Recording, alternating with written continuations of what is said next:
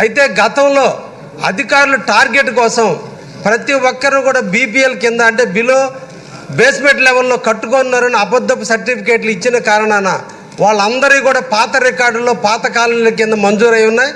వాటిని కొత్త colony లిస్టులకి transfer చేయగలిగితే ఈరోజు ప్రతి పేదవాడు ఇల్లు కట్టుకోవడానికి అవకాశం ఉంటుంది.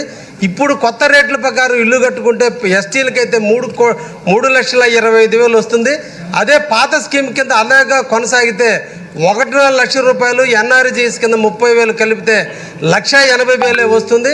కానీ కట్టుకునేది ఇప్పుడు కాబట్టి ఆ పాత ఉన్నటువంటి అకౌంట్ హోల్డర్స్ అందరినీ కూడా ఈ కొత్త స్కీములకు ట్రాన్స్ఫర్ చేస్తే బాగుంటుంది అనేది ఒక సూచన ప్రజల నుంచి వస్తుంది. అధ్యక్ష, ప్రజల్లో ఈరోజు కొత్తగా సచివాలయంలో ఎన్రోల్మెంట్కి పోయినప్పుడు ఆల్రెడీ మీకు కాలనీ శాంక్షన్ అయ్యింది, బీబీఎల్ కింద ఉంది, నాన్ స్టాండర్డ్ కింద కాబట్టి కొత్త కాలనీ మీరు రిజిస్టర్ చేసుకోవడానికి లేదన్నారు.